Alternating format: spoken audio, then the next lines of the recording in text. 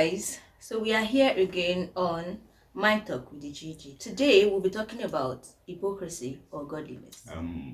We understand that nowadays you can't even differentiate when a person is a hypocrite or Or when the he's person is godly. godly, right? So it is very difficult to say this person is godly, this person is an hypocrite because they actually seem to be like the same thing. So today we seek to have a very interesting discussion around this topic, Yeah. and we hope you are going to enjoy it. By the way, I am Gloria and I have here with me Oluwatobiloba, and you can also call me Oluwa Great. Maybe you can just call me Great. That's good enough. So we have people that sometimes we take their actions for hypocrisy, and in the real sense, it's not like they are trying to pretend. They are just trying to fit in into the environment they find themselves. They are just trying to. They don't want to be different. They don't want to be, just in one side. Okay, maybe I attend a church where they use scarf now, and I don't use scarf before, and just because I want to be different, I do not use the scarf. Sometimes it can even be like I'm rude or I'm trying to go against their rules. So I don't think some things we actually take to be hypocrisy actually hypocrisy.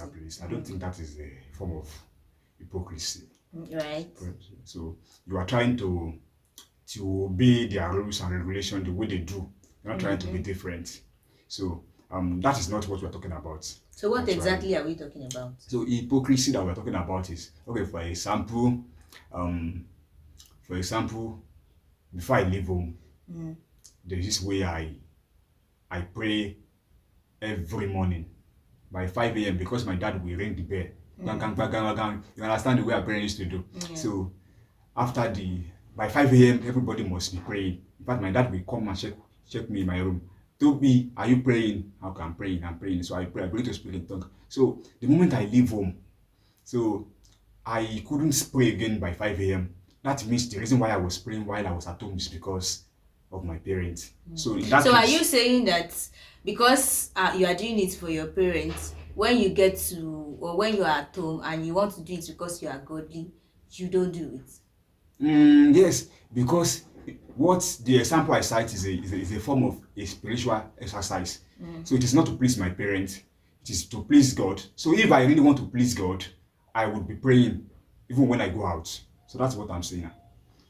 Okay, so in instance that we have people that there's a way they are at home, there's a way they know them to be spiritual at home, godly, and have that form of godliness. And when they get to school, sometimes I don't even see these things as hypocrisy, because sometimes you just have to blend in. University settings, you just don't want to dress anyhow. You just don't want to, people will talk. Okay, if you are not pretending, that means if you are going home, you are going to be posting your pictures on social media, you are going to be posting it the way you are while on campus. The way your parents can see it. Twist. Yes. So if there's a deviation, probably because you don't want your parents to see now that you are dressing in a way. Yeah. That is hypocrisy. Do you get me now? So if you are trying to change your dressing, to change your lifestyle, it must be a way that is acceptable by God and people that have authority over you. Okay, so in essence, what you are saying is not because, just because you want to please the people around you. You are doing it because it is needful, and then everybody will know that is actually the person you are. Okay. Yes. So I don't know, it's very boring to actually start dividing hypocrisy and godliness. But usually we know what godliness is. Godliness is you being godlike. It means you being good actually. So hypocrisy, on the other hand, is you trying to please everyone around you by just trying to fit into what their community looks like. I think hypocrisy has to do with a complete deviation of who you truly are. Yeah. So when you deviate from what you are, when your intention has been changed just because you seek to please someone or you seek to fit into a society, when we seek to to change from who we truly are, and then we seek to please people. I think that's the intention.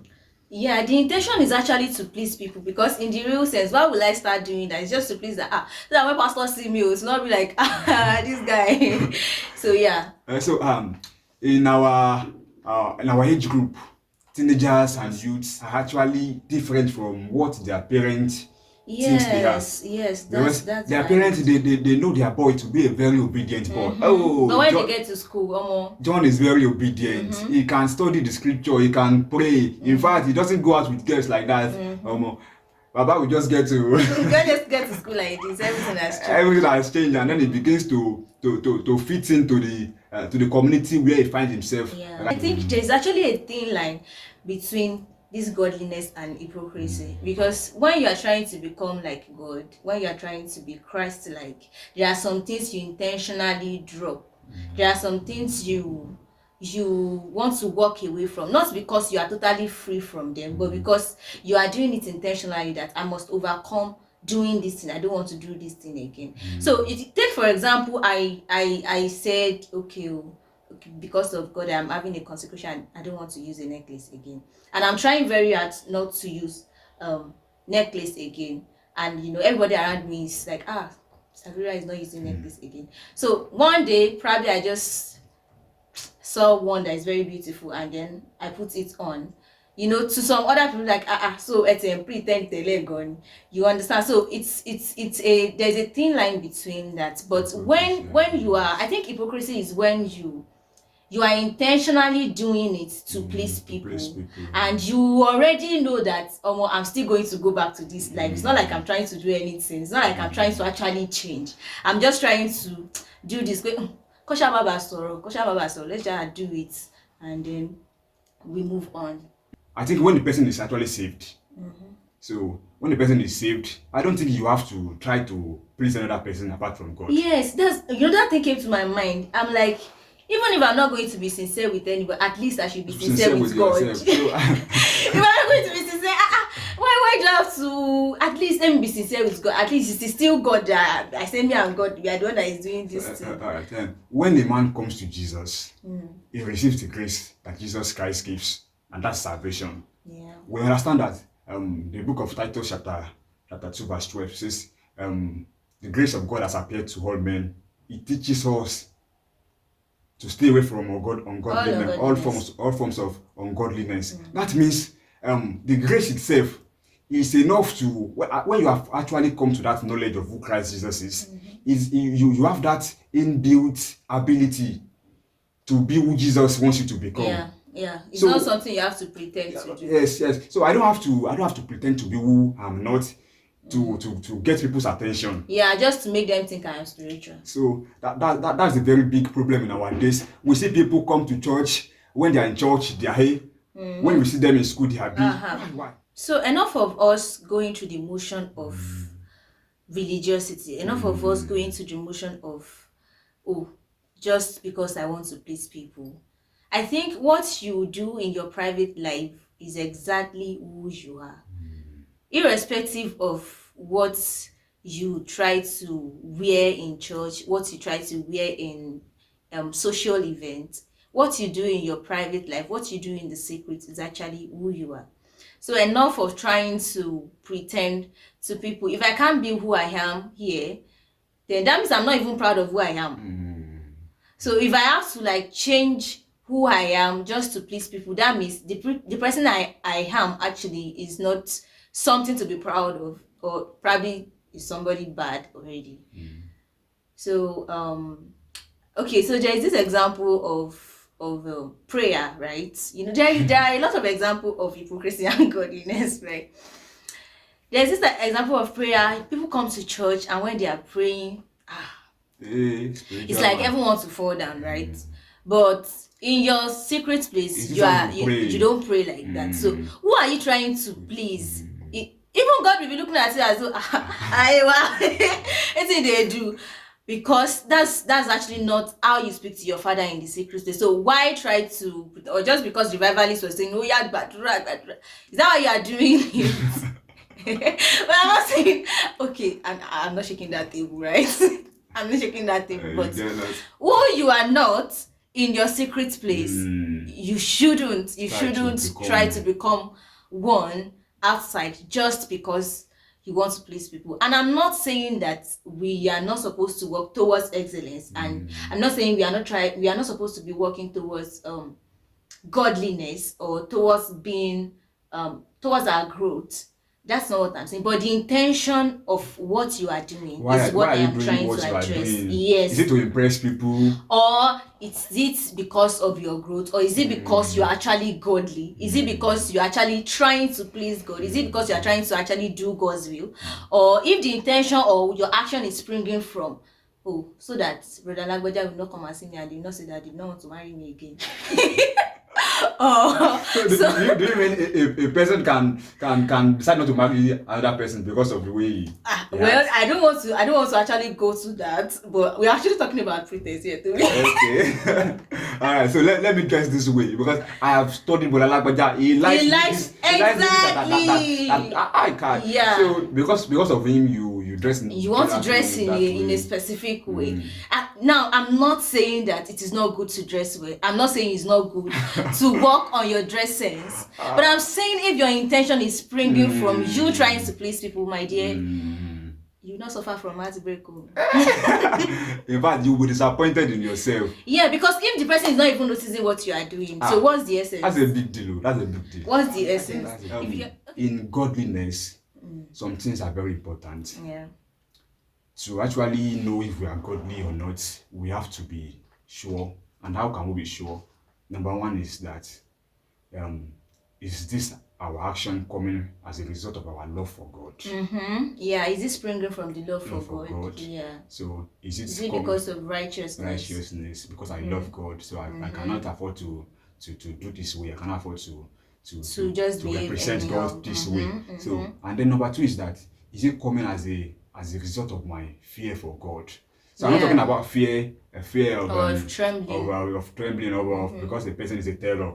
Yeah. So this is not the type of fear we are talking about. But our fear for God, our reference for God. Reference for God. So, yes, that's the word. So when our actions come from these things, it's actually what we can talk about as godliness. And then another thing is that is it as a result of our intention of wanting, of our desire for God? Yes. Number one, love for God, fear for God, and then desire for God. Yeah, love for God, fear of God, and then our desire for God. Yes. Yeah, or our desire for godliness. For godliness. Yeah. So if these three things are checked thoroughly, and then we can see that we are on the right path. It is because I love God. Oh, I love God. I can't afford to live this way. That's love. That's sincere love for God. And then it is because I fear God. How can the fact that I want to represent God this way. How can God give his son just because of me? And then how can I just begin to live my life this way? Yeah. It is just like I am trying to betray the trust God has in me. The reason why He gave me Jesus Christ. So I just love God and I trust Him and I fear Him. And then my desire for God. You wonder why on campus people are fervent, people are doing this, doing that, and after school, say 3-4 years, you have seen that a lot of things has changed. Then you ask the question, what is the problem?